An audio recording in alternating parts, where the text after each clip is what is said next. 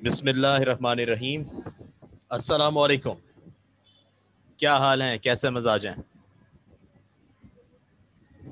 ठीक ठाक, खैरियत से।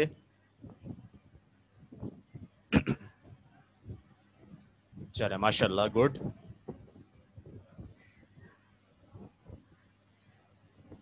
अल्हम्दुलिल्लाह, अल्लाह का बड़ा एहसान है, करम है, आप सबकी दुआएं हैं।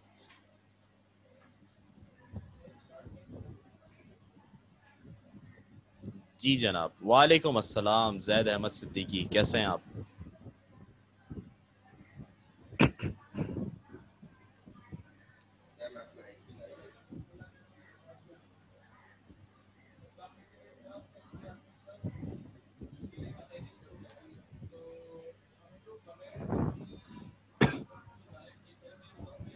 अच्छा, ये बताइए कि जी बेटा, मैं बिल्कुल ठीक हूँ। ये बताइए कि लास्ट टाइम हमने क्या पढ़ा था?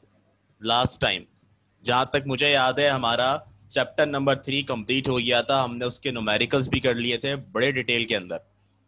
ठीक है, तो अब यह है कि हम चैप्टर नंबर 4 स्टार्ट करेंगे, ऐसा ही है ना? हाँ, हम चैप्टर नंबर 4 स्टार्ट करेंगे और मैं दिखा देता हूँ चैप्टर नंबर 4 का नाम क्या है। ये भी बड़ा इंटरेस्टिंग चैप्टर है। अब जैसे जैसे हम आगे बढ़ते जाएंगे तो दिलचस्प और बढ़ता जाएगा। चैप्टर नंबर 3 का पीडीएफ नहीं है। मैं मुझे रिमाइंड करवा दिया करें, अच्छा हुआ आपने रिमाइंड करवा दिया। मैं अभी इंशाल्लाह ताला क्लास के बाद जो है वो कोऑर्डिनेटर से कोऑर्डिनेट कर लेता हूँ कि चैप्टर नंबर 3 का जो पीडीएफ है वो मिल जाए मुझे। जैसे ही मैं आपको फराहम कर दूंगा वो फौरन। ठीक है, इसमें परेशानी की बात नहीं है इंशाल्लाह कोई। ठीक है,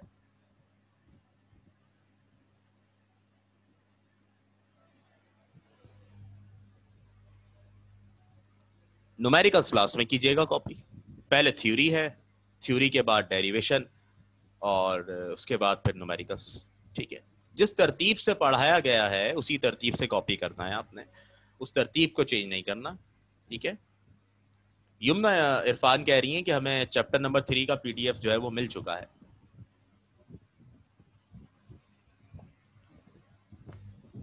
चलें, बहरहाल नहीं मिला किसी को तो मिल जाएगा इंशाल्लाह। बेफिक्र है, बेफिक्र है।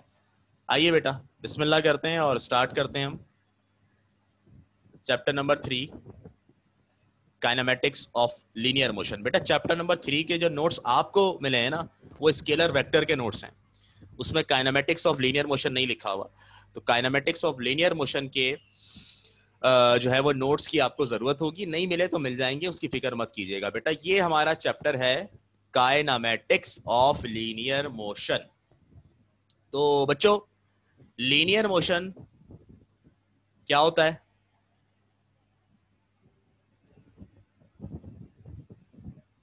बल्कि एक मिनट, चैप्टर 3 पढ़ा है ना आपने अभी?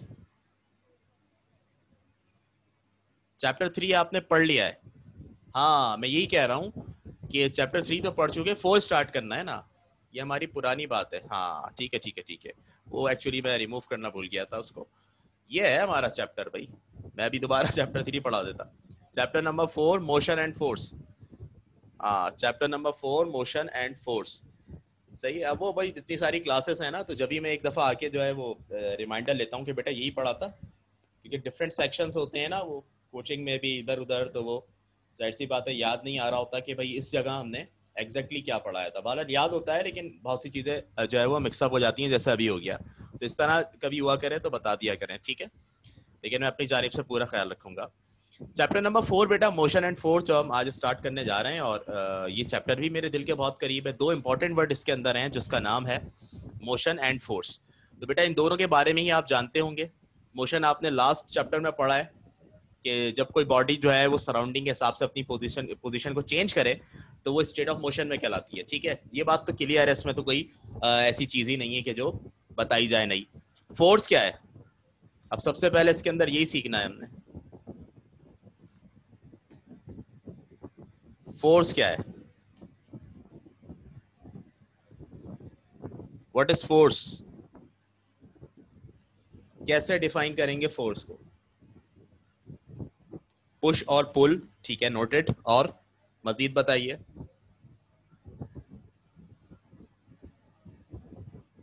और क्या है फोर्स इसके अलावा?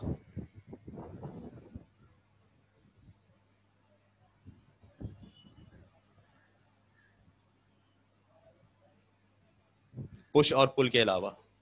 टेंडेंसी, अच्छा, टेंडेंसी तो किसी ऑब्जेक्ट की होती है ना, अपने आप को चेंज करने की, अपनी पोजीशन को चेंज करने की, इस तरह।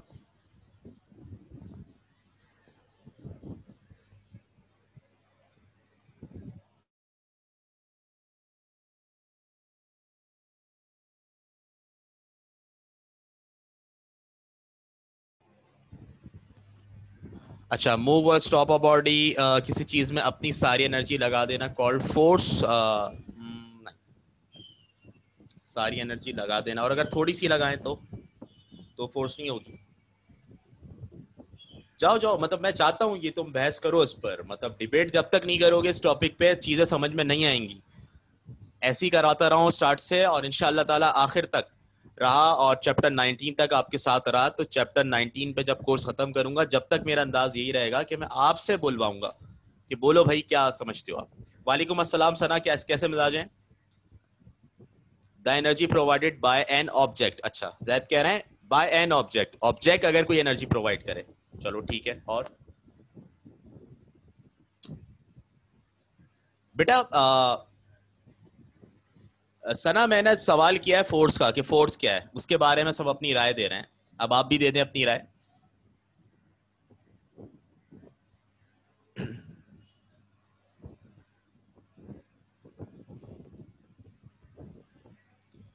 बेटा आपको अक्सर औकात ऐसा होता है कि कोई चीज चल रही है, जैसे गाड़ी चल रही है, गाड़ी को रोकना है, तो गाड़ी को रोकने के लिए क्या करते हैं? एक तरीका तो ये, गाड़ी के सामने आ जाओ, ठीक है ना, टकरा के खुद ही रुक जाएगी, फिर वो आपको हवा में फेंकेगी वो। दूसरा तरीका क्या है? हाथ से रोको उसको, सामने आके रोक सकते हो, अहमकाना तरीका है। सही तरीका क्या है?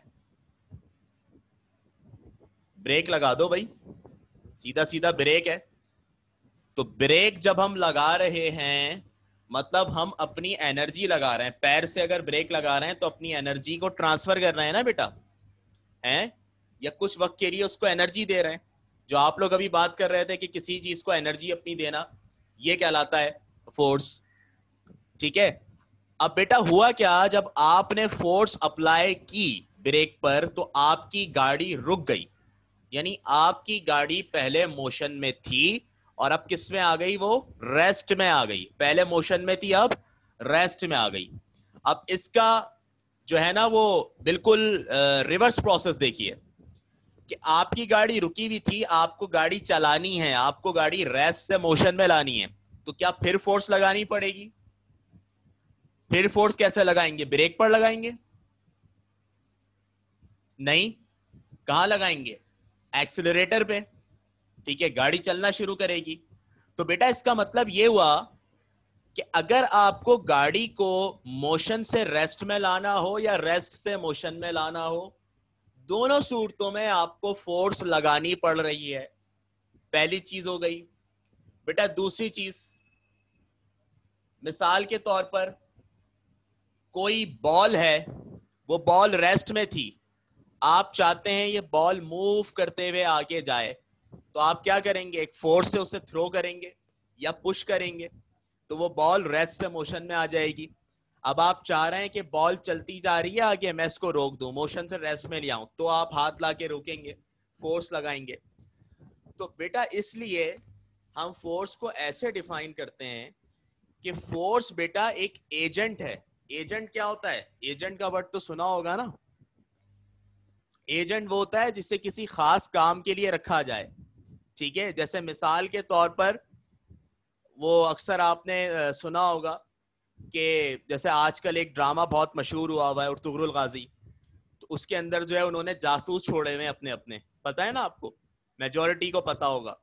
तो वो क्या होता था पहले जमाने में, जब जंगें होती थी, तो एक फौज जो है वो अपना, एक कौम जो है, एक कबीला जो है वो अपना जासूस किसी दूसरे कबीले में छोड़ देती थी, ताकि पता चले कि उस कबीले में उनके खिलाफ क्या प्लानिंग हो रही है, ठीक है। उस जासूस को कहते हैं एजेंट।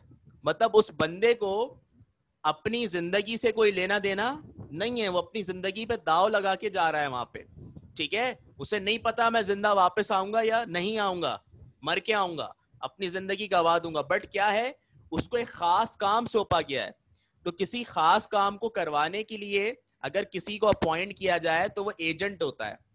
इसी तरह बेटा फिजिक्स में भी अगर आपको, फिजिक्स में नहीं, मतलब ये तो मैं डिफाइन करने के लिहाज से कह रहा हूं, डेली लाइफ में अगर आपको किसी बॉडी का स्टेट चेंज करना हो, रेस्ट से मोशन में आना हो या मोशन से रेस्ट में आना हो, रेस्ट से मोशन में या मोशन से रेस्ट में, सिंपली बोले उसका स्टेट चेंज करना हो, तो बेटा एक एजेंट की जरूरत होती है।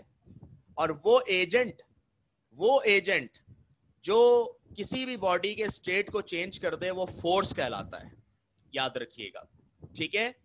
Force is an agent, force एक ऐसा एजेंट है, ठीक है, कि जो क्या करता है, किसी बॉडी का स्टेट चेंज कर देता है, रेस्ट से मोशन में ले आता है, मोशन से रेस्ट में ले आता है। 2 एग्जांपल मैंने दे दी, बाकी बेशुमार एग्जांपल आप अपनी सराउंडिंग में देख सकते हैं बेटा।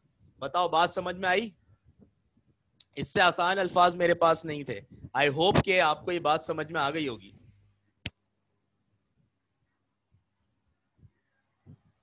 ठीक है, तो अब इसको हम बेटा डिफाइन कर देंगे इंग्लिश में, क्योंकि जाहिर सी बात है पेपर में भी तो लिखनी है डेफिनेशन। पढ़ लो जरा इसको।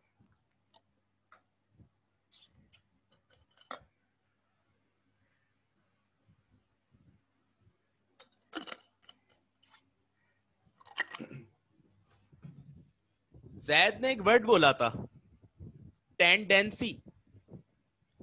टेंडेंसी क्या होती है? टेंडेंसी से मिलता जुलता वर्ड टेंड्स लिखा हुआ है यहाँ पे। इसका मतलब होता है कोशिश करना, और टेंडेंसी मतलब कोशिश करने की सलाहियत। अगर मेरे अंदर आपको हिट करने की, आपको मारने की सलाहियत है, ठीक है, तो मैं कहूंगा मेरे पास आपको बीट करने की टेंडेंसी मौजूद है। ठीक है, मेरे पास आपके पेपर चेक करने की सलाहियत मौजूद है, तो मैं कहूंगा कि पेपर चेक करने की टेंडेंसी मेरे पास मौजूद है, मैं इस चीज की कोशिश कर सकता हूं। बोलो बेटा बात समझ में आ रही है? अब मैंने जो डेफिनेशन बताई अभी थोड़ी देर पहले, और यहां जो लिखी हुई है, इसमें थोड़ा सा एडिशन हुआ है, और वो एडिशन ये है कि कह रहे हैं force is an agent which produces और tends to produce the motion in a body. क्या मतलब? बेटा फोर्स वो एजेंट है जो किसी बॉडी के अंदर मोशन प्रोड्यूस कर दे या मोशन प्रोड्यूस करने की कोशिश करे। यानी शर्त नहीं है कि अगर आप किसी बॉडी पे फोर्स लगा रहे हैं तो वो मूव कर जाएगी। ऐसा होता है ना, कोई ऑब्जेक्ट बहुत भारी है भाई, दीवार ले लें इतनी मजबूत है, फोर्स लगा रहे हैं आप, लेकिन फोर्स लगाने से उसका स्टेट चेंज नहीं हो रहा, तो जब ही तो कहना है कि फोर्स एक ऐसा एजेंट है कि या तो मोशन प्रोड्यूस कर देगा या मोशन प्रोड्यूस करने की कोशिश करेगा, ठीक है, और स्टॉप्स और tends to stop the motion of a body, और या तो स्टॉप कर देगा या स्टॉप करने की कोशिश करेगा। बताओ अब कंप्लीट डेफिनेशन समझ में आई? तो अब परेशान नहीं होना कि सर ने तो कहा था कि जी फोर्स लगाते हैं तो स्टेट चेंज हो जाता है, और हम तो घर जाके जो है ना दीवारों पे टक्करें मार रहे हैं और दीवारें हिल नहीं रही। तो जोर से नहीं मारते ना, ज्यादा जोर से, कहीं खुदा ना खास्ता दीवार कमजोर हो तो गिरी जाएगी, अल्लाह ना करे। ठीक है, तो जरा इस चीज को देखिएगा कि हमेशा जो है वो फोर्स आपकी यूजफुल साबित नहीं होती। अक्सर औकात क्या होता है कि जिस चीज पे आप फोर्स लगा रहे होते हैं उसका रिएक्शन इतना स्ट्रांग होता है कि वो चीज अपनी जगह से टस से मस नहीं होती। रेसलिंग में ऐसा होता है कि एक रेसलर जो है वो दुबला पतला सा है, और एक रेसलर जो है वो बहुत हैवी है, उसका वेट बहुत ज्यादा है। तो अगर वो दुबला पतला वाला फोर्स लगाएगा भी तो अक्सर औकात मोटे वाले के पास इतनी फोर्स होती है कि वो उसको ओवरकम कर लेता है और वो गिरता नहीं है खुद। ठीक है, सामने वाले की लगाई गई फोर्स जाया जाती है। तो इस तरह बेटा बेशुमार एग्जाम्पल है आपके पास। सही है, और कोई एग्जाम्पल आपके जहन में आ रही है इसकी, ये टेंड्स वाली कंडीशन की? बकरा ईद से रिलेटेड है वो, सब देखते रहते हैं।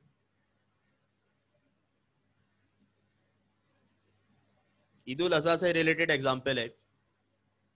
हाँ, कुर्बानी के वक्त क्या होता है, गाय को धक्का दे रहे हैं, अक्सर गाय नहीं गिरती। हाँ, सेथ रॉलिंग्स, अच्छा ये इसका मुझे नाम नहीं पता, ये अजीब सा नाम, इसका क्या कहते हैं, रेसलर का, हाँ ब्रॉक लेसनर का नाम सुना है मैंने, बड़ा जबरदस्त है वो।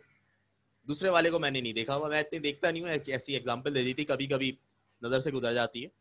बिल्कुल कुर्बानी के वक्त क्या होता है, वो गाय को धक्का दे रहे हैं तो गाय गिर नहीं रही, वो क्या है, अब आप टेंट वाली कंडीशन आ गई, आप फोर्स लगा तो रहे हैं लेकिन वो फोर्स यूजफुल साबित नहीं हो रही बेटा। ठीक है, फोर्स का कॉन्सेप्ट क्लियर हो गया आपका यहाँ पे, अल्हम्दुलिल्लाह। अब बेटा हम आगे बढ़ते हैं।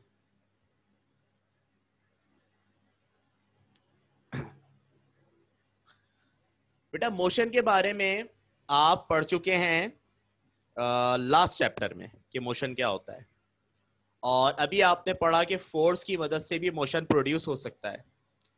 इसी कॉन्सेप्ट को मद्देनजर रखते हुए बेटा आज मैं आपको पढ़ाने लगा हूं Newton's laws of motion. Sir Isaac Newton का नाम आप सबने सुना है, न्यूटन साहब, और क्या किया था इन्होंने, न्यूटन साहब का अजीम कारनामा क्या है, इनका पूरा नाम था सर आइजैक न्यूटन। अंग्रेजों की आदत है किसी का काम अच्छा लगता है उसके नाम के साथ सर लगा देते हैं। यस, ग्रेविटी को डिस्कवर किया था, ठीक है ना, ऊपर से फल गिरा, नीचे आया, न्यूटन ने कहा क्यों नीचे क्यों आया, ऊपर क्यों नहीं गया, सोचा। हम जैसा कोई होता तो हम तो फौरन रिएक्ट करने वाले लोग हैं, हम कहते हैं अरे भाई सेब गिर गया यार, ठीक है ना, मतलब हम परेशान हो जाते हैं, हमें गुस्सा आ जाता, कहाँ बैठ गया, मैं हटो कहीं और चला जाता हूँ। हम चीजों में नेगेटिविटी फौरन तलाश करते हैं बेटा, माजरत के साथ हम पॉजिटिविटी को तलाश नहीं करते। कितना ही अच्छा हो, हम नेगेटिव चीज में भी पॉजिटिविटी तलाश करने लगे तो हम भी कुछ ना कुछ डिस्कवर कर लेंगे। क्या ख्याल है, हमें गौर फिक्र करने की जरूरत है, ठीक है। अल्लाह ताला ने जो है वो अक्लमंदों के लिए निशानियां रखी हैं। बिल्कुल सही कह रहे हैं आप, वो खा लेते, ठीक है ना, हम लोग अगर हमें मिलता तो हम तो खा लेते, हम कहते फ्री में मिल रहा है, और अगर न्यूटन खा गए होते तो न्यूटन ने लॉ नहीं बनाया होता फिर कोई। तो सोचने की जरूरत है, यूनिवर्स पे, नेचर पे गौर फिक्र करने की जरूरत है। ये टाइम ऐसा है, कंपटीशन का दौर है ये, और जिसके कंसेप्ट जितने स्ट्रांग है वही स्टैंड कर पाता है जगह पे। जब आप बोलने खड़े होते हैं ना कहीं पे, याद रखिएगा, तो आपकी डिग्री कोई नहीं देखता उस वक्त, ये नहीं देखता आपके पास कितने सर्टिफिकेट हैं, ठीक है। आपके बोलने से, आपके अल्फाज से पता चल जाता है आप कितने काबिल हैं। अपनी नॉलेज को स्ट्रांग कीजिए और चीजों पर गौर कीजिए। बेटा सर आइजैक न्यूटन ने मोशन से रिलेटेड 3 लॉस तैयार किए, 3 कानून बनाए। हम एक एक करके वो लॉस पढ़ेंगे। पहला जो लॉ पढ़ा मैं आपको दिखा देता हूं, उस पर फिर बात करेंगे, Newton's first law of motion. इसकी स्टेटमेंट है, स्टेटमेंट मतलब जो इन्होंने कहा, ठीक है। तो उसमें भी आप कर चुके हैं केमिस्ट्री में इस तरह के लॉस, तो ये कोई नई चीज तो नहीं है स्टेटमेंट आपके लिए। स्टेटमेंट को आपने पेपर में सेंट्रलाइज करके लिखना होता है। ये लीजिए आपके पास स्टेटमेंट, इट स्टेट्स दैट, ये पढ़ें जरा इसको गौर से और समझने की कोशिश करें, फिर मैं बताता हूं।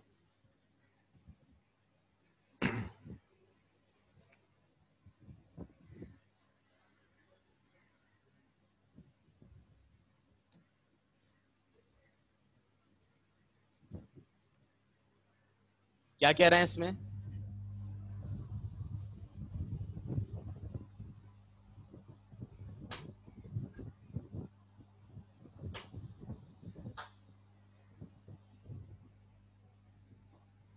every object continues its state of rest or of uniform motion in a straight line unless it is acted upon by an external force which changes its state of rest or of uniform motion। बेटा इनके कहने का मतलब यह है कि हर object अपना state continue करता है, हर ऑब्जेक्ट अपना स्टेट बरकरार रखता है।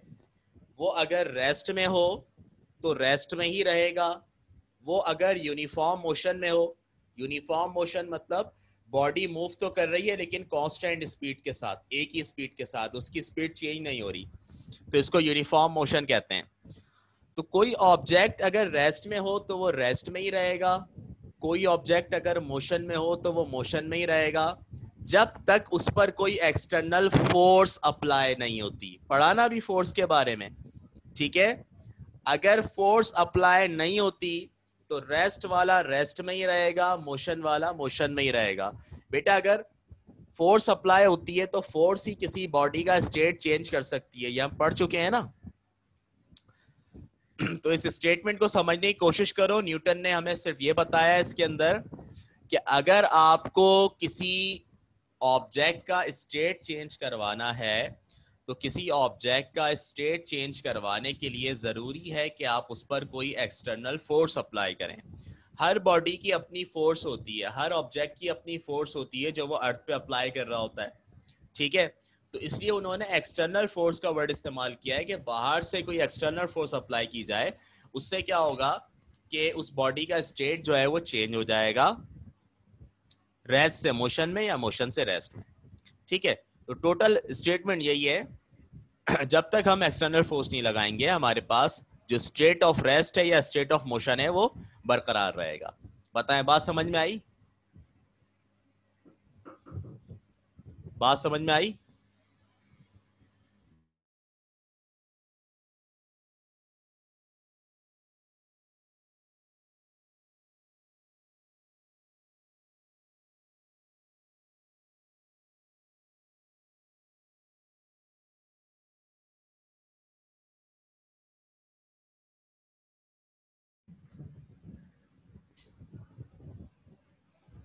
जी बेटा, तो अब इसमें आपके पास ये जो स्टेटमेंट है इसके अंदर कोई सवाल है तो मुझे बता दो, फिर मैं आपको एक और चीज बताता हूं इसके अंदर।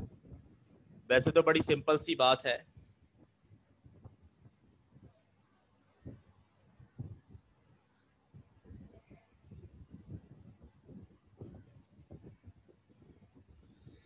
अच्छा, अब देखो बेटा, अगर एक यूनिफॉर्म मोशन का मतलब मैंने बताया ना कि अगर बॉडी कांस्टेंट स्पीड के साथ मूव कर रही है, उसकी स्पीड चेंज नहीं हो रही, तो उसका मोशन यूनिफॉर्म मोशन कहलाएगा।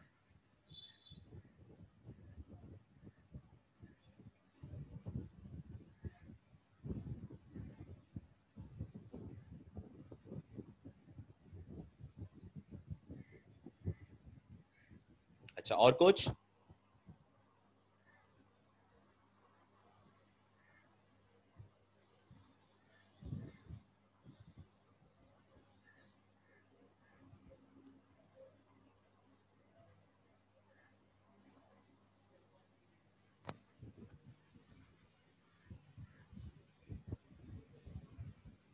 छोटी सी विंडो जो आ रही है बेटा, ये जरा सॉफ्टवेयर का इश्यू होता है कभी कभी।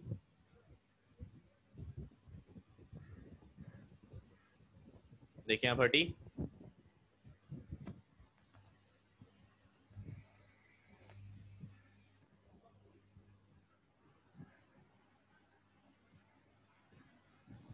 अब फिर आ गई क्या?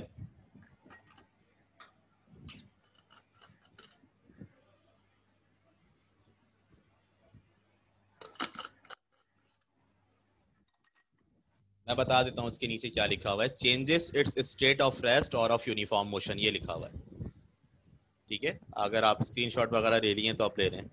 फिर आ गई। असल में ये ज़रा मेरे कंट्रोल से बाहर है तो इसलिए मैं इसको नहीं कर सकता, सॉरी। अच्छा, अब देखो बेटा, इसमें ये है ना कि अब रेस्ट से मोशन में अगर लाना है मिसाल के तौर पर एक ऑब्जेक्ट को, या मोशन से रेस्ट में लाना है तो हम फोर्स लगाएंगे। तो कभी ऐसा हुआ आपके साथ कि कोई चीज़ रेस्ट में है और आप चाह रहे हैं कि वो मोशन में आ जाए और आपने फोर्स लगाई लेकिन वो मोशन में नहीं आई? कभी किसी ने कोई ऐसी चीज़ एक्सपीरियंस की?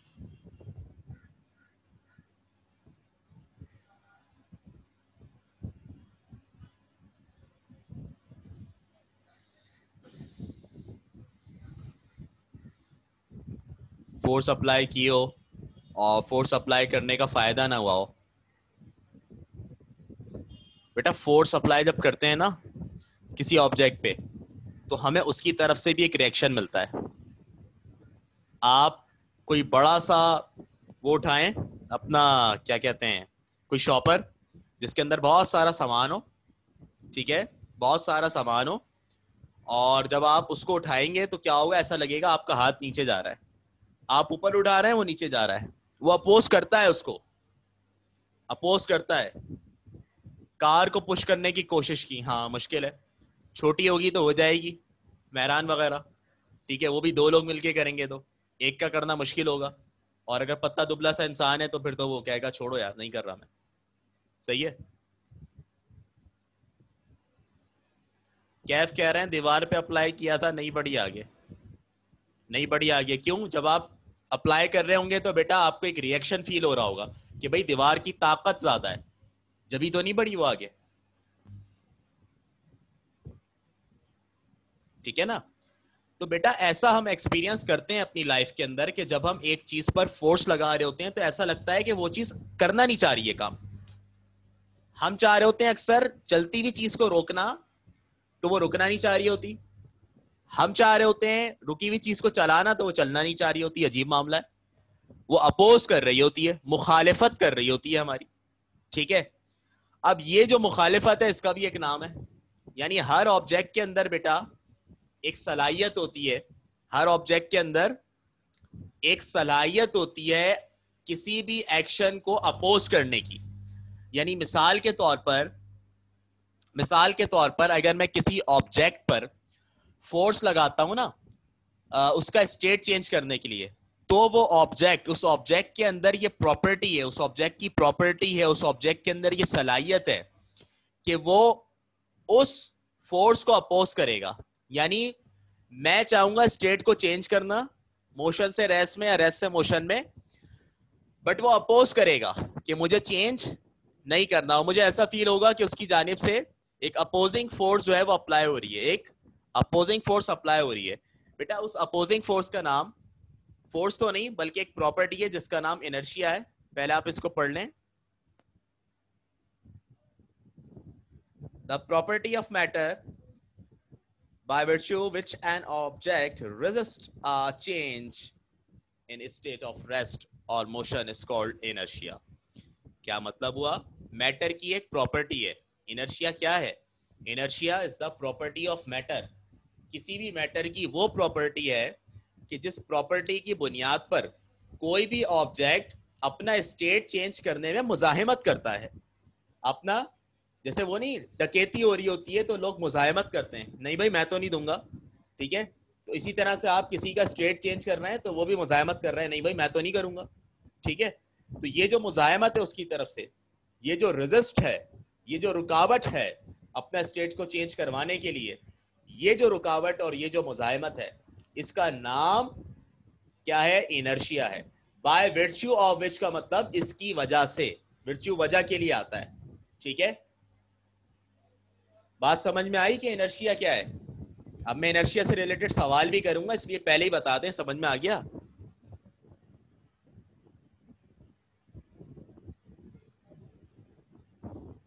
हाँ भाई।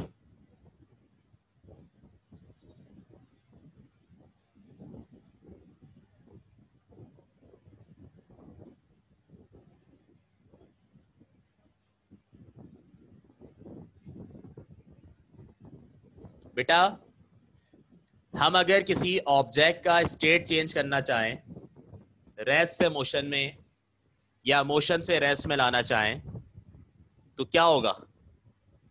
रेस्ट से मोशन में या मोशन से रेस्ट में लाना चाहें तो क्या होगा कि वो ऑब्जेक्ट स्टेट को चेंज करने से रोकता है, वो ऑब्जेक्ट एक अपोजिंग फोर्स लगाता है, वो मैटर इस एक्शन को अपोज करता है। हम चाहते हैं कि हम उसका स्टेट चेंज करते हैं, वो स्टेट चेंज करवाना नहीं चाहता। तो ये जो प्रॉपर्टी है स्टेट ऑफ रेस्ट या मोशन को चेंज करने की, ये प्रॉपर्टी कहलाती है इनर्शिया। कि जब स्टेट ऑफ रेस्ट या मोशन को चेंज करने में रेजिस्ट किया जाए, ऑब्जेक्ट की तरफ से रुकावट पैदा की जाए, इसको इनर्शिया कहते हैं। वर्च्यू मीन्स इसकी वजह से, ये रीजन के लिए आता है। By virtue means by virtue which an object, यानी इसकी वजह से। ठीक है बच्चों, बात क्लियर हो गई?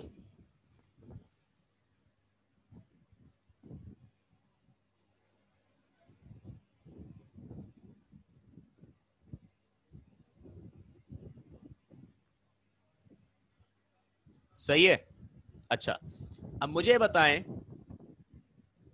कि मिसाल के तौर पर, अब मैं पिक्चर्स तो नहीं दिखा रहा, मैं ऐसी जो है वो आपसे पूछ लेता हूं इसको, कि मिसाल के तौर पर इंज़मामुल हक को तो सब जानते हैं, इंज़मामुल हक को जानते हैं ना? जानते हैं कि नहीं जानते हैं? सही है, इंज़मामुल हक को नहीं जानते?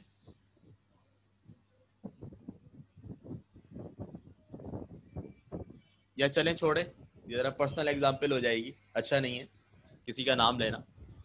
मुझे बताइए कि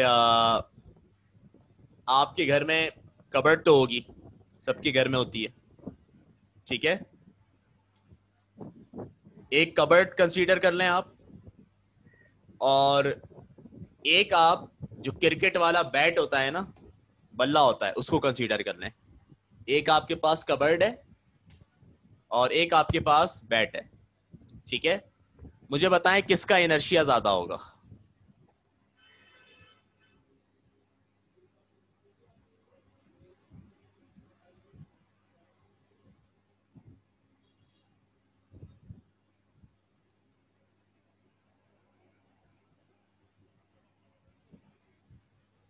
इनर्शिया किसका ज्यादा होगा?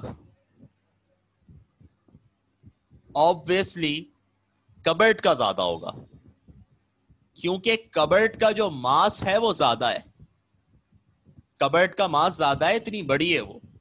बैट छोटा सा है, उसका मास कम है। याद रखिएगा, जिसका मास जितना ज्यादा होगा वो उतनी ही ज्यादा मुजाहिमत करेगा, ठीक है? जिसका मास जितना ज्यादा होगा वो उतनी ही ज्यादा मुजाहिमत करेगा, उतना ही ज्यादा रेजिस्ट करेगा अपने स्टेट को चेंज करने में। तो इनर्शिया का ताल्लुक मास से है, जिसका मास ज्यादा उसका इनर्शिया ज्यादा। अब आप खुद देखें ना, वो इतनी बड़ी सी है, अगर आप कबर्ड को उठाकर लेके जाएं, कंबाइंड कबर्ड, आजकल तो उसको जो है ना वो डिस्कनेक्ट कर दिया जाता है, उसको पीसेस में लेकर जा रहे होते हैं, किसी बिल्डिंग पे लेके जाना है। अगर आप कभी कंबाइन उसको उठाएं तो वो बहुत भारी होती है लकड़ी की, ठीक है? और बैट कितना हल्का सा होता है, तो बेटा कबर्ड को मूव करना मुश्किल हो रहा है ना, बैट को मूव करना आसान है। सो दैट्स व्हाई हम कहेंगे कि कबर्ड कम रेजिस्ट कर रही है, सॉरी, कबर्ड जो है वो ज्यादा रेजिस्ट कर रही है ना। कबर्ड को मूव करवाना चाह रहे हैं, कबर्ड कह रही है भाई मैं तो बहुत भारी हूं, मैं तो नहीं लूंगी। तो कबर्ड का इनर्शिया ज्यादा हो गया और बैट का कम हो गया, तो बेटा इसका ताल्लुक किससे हुआ? मास से। आ रही है बात समझ में? अब इसी तरह कोई पूछे तो आपने मास को जहन में रखते हुए बताना है, परेशान नहीं होना है। बस आप मास कंसीडर करें कि अगर वो दो क्वांटिटीज आपके सामने रख रहा है सवाल करने वाला, तो वो दो क्वांटिटीज कौन सी हैं, ठीक है? उन दो क्वांटिटीज को देखते हुए, उनके मास को देखते हुए फैसला करेंगे आप। क्लियर?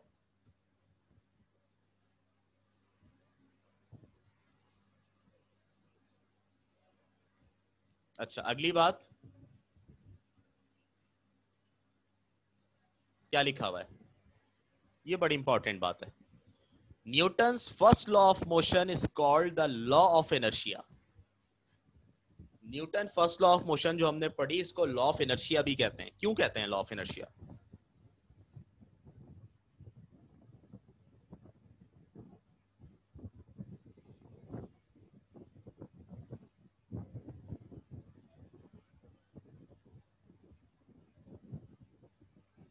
वाई, क्या वजह है?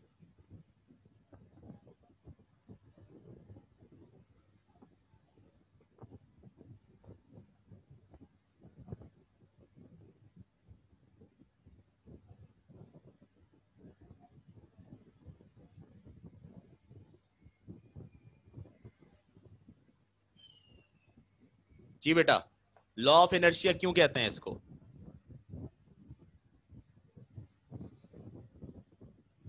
खुद से बताएं, कहीं से देख के नहीं बताएं।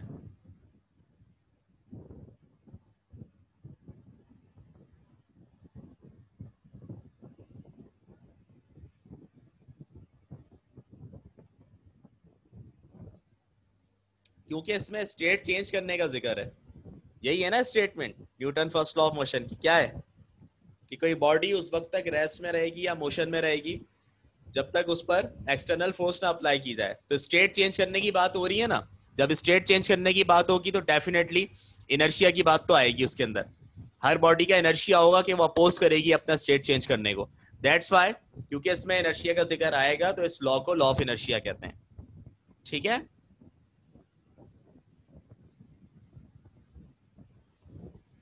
आ गई बात समझ में? क्योंकि इसमें इनर्शिया का जिक्र आएगा, इस लॉ के अंदर आ रहा है, वहां पर स्टेट चेंज करने की जहां बात होगी वहां इनर्शिया होगा, बस ये ध्यान में रखें। दैट्स वाई इसको हम बोलना है लॉ ऑफ इनर्शिया। तो पेपर में अगर लॉ ऑफ इनर्शिया के नाम से आ जाए तो आपने फिर ये Newton first law of motion का ही स्टेटमेंट लिखना है, वहां घबरा नहीं जाना है आपने। ठीक है, कहीं वहां पर आपके हाथ पैर भूल जाए कि ये क्या आ गया। सही है ना, तो इसलिए मैंने पहले बता दिया आपको। चलें जी, आगे चलते हैं Newton second law of motion पे। Newton second law of motion. अच्छा जी, Newton second law of motion से पहले मैं आपसे एक सवाल करना चाहूंगा। मुझे बताइए कि दो लोग हैं, गौर से सुनिएगा सवाल, कितने लोग हैं? दो लोग हैं, दो आदमी हैं। एक का मास 50 केजी है, एक का मास 75 केजी है। कौन सा ज्यादा तेज भागेगा?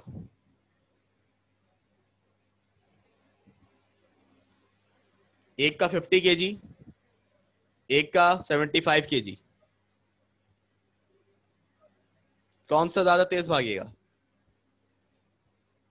ऑब्वियसली 50 केजी वाला। बकरा ईद पे बड़ा सा बैल ले आओ, मोटा ताजा सा, वो इतना नहीं भागेगा जितनी छोटी गाय परेशान करती है, उछलती रहती है, उछलती रहती है ना। जिसका मास कम होता है, जिसका मास कम होता है, इसका मतलब है मास कम होने का मतलब उसका इनर्शिया भी कम होता है। और जिसका इनर्शिया जितना कम होगा, जितना कम रेजिस्ट करेगा, वो उतना तेज भागेगा, वो उतना तेज चलेगा। बोलो भाई, ऐसा ही है ना, अभी पीछे डिस्कस करके आ रहे हैं। अब मास ज्यादा है तो इनर्शिया भी ज्यादा होगा, रेजिस्टेंस भी ज्यादा होगा, रुकावट भी ज्यादा होगी, तो बॉडी ज्यादा नहीं भाग सकती, ज्यादा नहीं चल सकती। इसलिए 50 केजी वाले का, यानी जिसका मास कम होगा, उसका क्या ज्यादा होगा? वो ज्यादा तेज भागेगा, ज्यादा तेज मूव करेगा। ये हमने डिस्कस किया अभी। ठीक है बेटा। अच्छा, बॉडी जब चलती है तो उसमें एक्सेलरेशन प्रोड्यूस होती है क्या नहीं? कोई बॉडी जब मूव करती है तो उसमें एक्सेलरेशन प्रोड्यूस होती है। कब प्रोड्यूस होती है एक्सेलरेशन?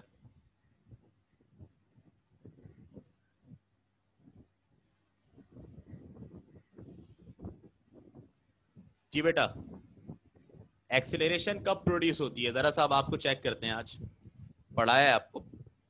जब चलना स्टार्ट करती है, जब एक्सेलरेशन प्रोड्यूस होती तो है, होती तो है कि पहले रेस्ट में थी और फिर मोशन में आ गई। बट मेन वजह क्या है? मेन वजह क्या है? इसके पीछे कॉन्सेप्ट क्या है? क्या चेंज होने से एक्सेलरेशन प्रोड्यूस होती है?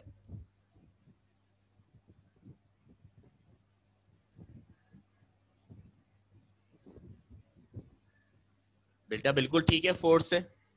फोर्स क्या करती है वो? हाँ, स्पीड चेंज होती है ना, ये बात आई कैफ, जबरदस्त। स्पीड या वेलोसिटी जब चेंज होगी बेटा, वेलोसिटी का चेंज ही तो एक्सेलरेशन होता है। मैं ये पूछना चाह रहा था कि वजह क्या है उसकी। ठीक है, हम एक्सेलरेशन कह किसको रहे हैं, हम एक्सेलरेशन डिफाइन कैसे करते हैं? कि वेलोसिटी का चेंज जो होता है ना बेटा, वो दरअसल आपके पास एक्सेलरेशन होता है। अब वो वेलोसिटी कैसे चेंज कर रहे हैं आप? पैर ब्रेक उस पे एक्सीलरेटर पे रख के या फोर्स अप्लाई करके, जैसे भी कर रहे हैं वो आपकी मर्जी है। लेकिन मेन इसका कॉन्सेप्ट ये है कि जब वेलोसिटी में चेंज आएगा तो एक्सेलरेशन प्रोड्यूस होगी। ठीक है, तो जाहिर सी बात है, जब कोई बंदा भाग रहा है तो भागते भागते वो अपनी स्पीड भी चेंज करेगा, कभी कम कभी ज्यादा, तो उसमें एक्सेलरेशन प्रोड्यूस होगी ना। या मैं किसी ऑब्जेक्ट पे फोर्स लगाता हूँ, ठीक है, तो मैंने फोर्स लगा के छोड़ दिया एक दफा उसको, तो हो सकता है आगे जाके उसकी स्पीड चेंज हो जाए। ठीक है, या आगे जाके ना भी चेंज हो, पहले वो रेस्ट में था, तो रेस्ट में होने की वजह से उसकी इनिशियल वेलोसिटी 0 थी। जैसे ही मैंने उसको पुश किया तो क्या हुआ? उसमें कुछ वेलोसिटी प्रोड्यूस हुई, और मोशन के एंड में उसकी जो वेलोसिटी थी वो फाइनल वेलोसिटी होगी। तो एक चेंज आ गया ना। पहले जीरो थी फिर कुछ ना कुछ हो गई, तो स्टार्ट से ही उसके अंदर एक्सीलरेशन प्रोड्यूस हो जाएगी। तो अब बस हम सेकेंड लॉ पढ़ने वाले हैं, और अब आप लोग इसको देखें जरा क्या है ये। इट स्टेट्स दैट, क्या है, when a force acts, when a force acts on an object, it produces acceleration in the object in its own direction. This acceleration is directly proportional to the magnitude of the applied force. कह रहे हैं जब किसी object के ऊपर force apply की जाती है, फोर्स एक्ट करती है उसके ऊपर, तो क्या होता है, उस ऑब्जेक्ट में एक्सेलरेशन प्रोड्यूस हो जाती है, और एक्सेलरेशन की डायरेक्शन भी वही होती है जो फोर्स की होती है, जाहिर सी बात है जिस डायरेक्शन में वो ऑब्जेक्ट चल रहा होगा। This acceleration is directly proportional to the magnitude of applied force. यानी कह रहे हैं एक्सेलरेशन जो है वो फोर्स के, जितनी फोर्स लगाई है उसके डायरेक्टली प्रोपोर्शनल होगा।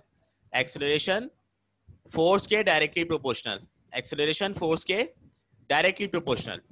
डायरेक्टली प्रोपोर्शनल का मतलब क्या होता है, क्या मतलब है इसका डायरेक्टली प्रोपोर्शनल का?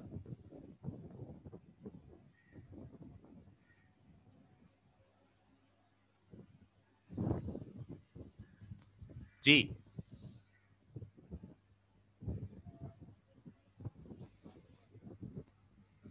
Yes, Kaif you are right.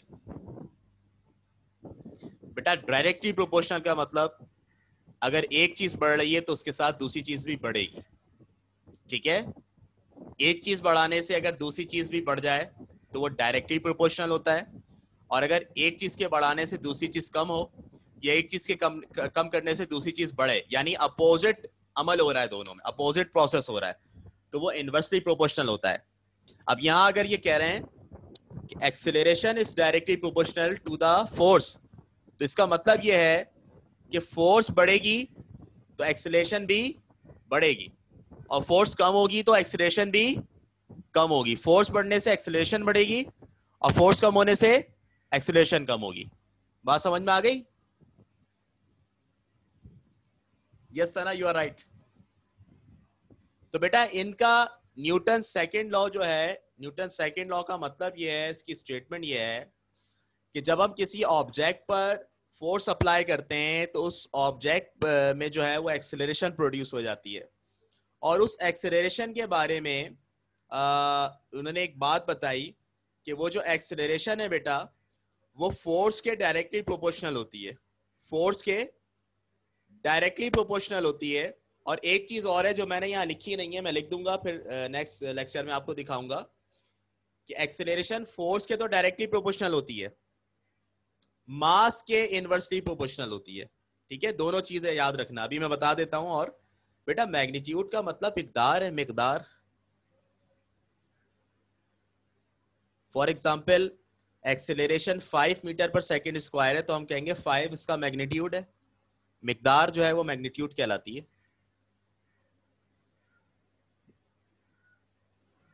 सही है। ये स्टेटमेंट जो है वो कंप्लीट नहीं है, यहाँ पर दो चीजें बताई उन्होंने एक्सेलरेशन के बारे में, कि एक तो एक्सेलरेशन डायरेक्टली प्रोपोर्शनल है फोर्स के, और इनवर्सली प्रोपोर्शनल है मास के। किसके? मास के। दो बातें आ गई बेटा, एक्सेलरेशन फोर्स के डायरेक्टली प्रोपोर्शनल और मास के इनवर्सली प्रोपोर्शनल। फोर्स के डायरेक्टली प्रोपोर्शनल और मास के इनवर्सली प्रोपोर्शनल, मतलब क्या हुआ, फोर्स बढ़ाते जाओ एक्सेलरेशन बढ़ती जाएगी, फोर्स कम करते जाओ एक्सेलरेशन कम होती जाएगी। और अगर दूसरी चीज देखें इनवर्सली प्रोपोर्शनल वाली, तो उसका मतलब क्या है, मास बढ़ाते जाओगे एक्सेलरेशन कम होती जाएगी, मास कम करते जाओगे एक्सेलरेशन बढ़ती जाएगी, ठीक है। बिल्कुल सही कह रहे हैं आप, कैफ के जितना मास कम होगा बॉडी उतनी तेज जाएगी, तो जाहिर सी बात है एक्सेलरेशन ज्यादा प्रोड्यूस होगी। और जितना मोटा ताजा बच्चा होगा जिसका मास ज्यादा होगा उसकी एक्सेलरेशन क्या होगी, कम होगी, तो इसलिए वो इनवर्सली प्रोपोर्शनल है। तो इसके बारे में दो चीजें इन्होंने बताई थी हमें, न्यूटन साहब ने। बताएं इसमें कोई सवाल?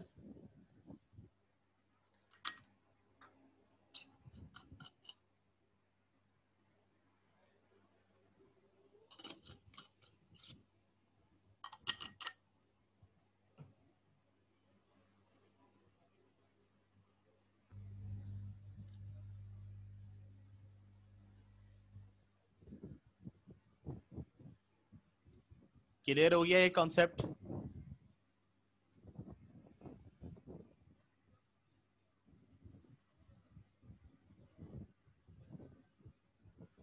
अच्छा चैप्टर ये इसको मैं आगे बढ़ाऊंगा नेक्स्ट क्लास में, अभी मैं आगे नहीं बढ़ा रहा क्योंकि वो इसकी छोटी सी डेरिवेशन है जो हमने करनी है इसके साथ ही। मुझे बताइए कि चैप्टर नंबर 3 की तैयारी कर ली आप लोगों ने? कि आगे आने वाला टेस्ट आपका चैप्टर नंबर 3 का होगा, सो बी प्रिपेयर, अभी से प्रिपेयर रहें। जो नेक्स्ट टेस्ट होगा आपका वो होगा चैप्टर नंबर 3 का, ठीक है? अच्छा पीडीएफ का मसला है, तो पीडीएफ का मसला मैं हल कर देता हूँ इंशाल्लाह। बाकी कोई और प्रॉब्लम है तो बताएं।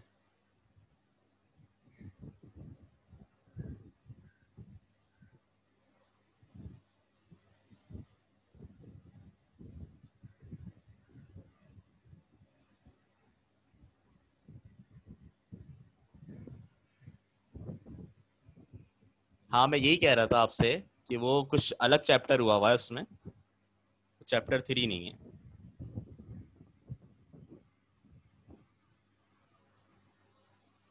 अच्छा तो आज क्या क्या पढ़ा हमने? फोर्स के बारे में जाना, और उसके बाद फिर हमने 2 लॉस पढ़े।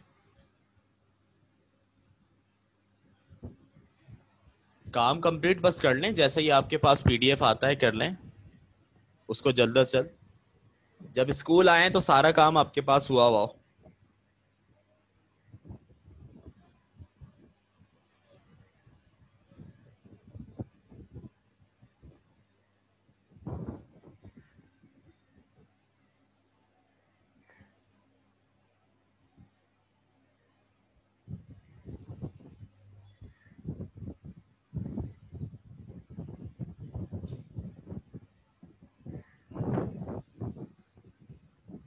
ठीक है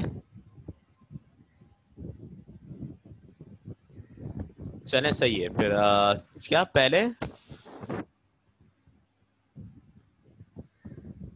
जो चैप्टर आपने पढ़ा ही नहीं है वो नहीं करें ना, अभी जो पढ़ते जा रहे हैं वो करते जाएं, बस मैंने तो ये कहा है जो आप पढ़ते जा रहे हैं वो करते जाएं, ठीक है? साथ साथ कोई ऐसी चीज मत कीजिएगा जो अभी तक पढ़ी ना हो।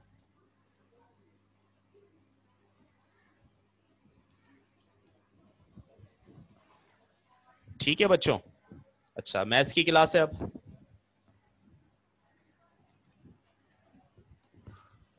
चलें फिर मिलते हैं 10 मिनट्स के बाद, सही है? 2:30 पर मैथ्स स्टार्ट करते हैं। Thank you.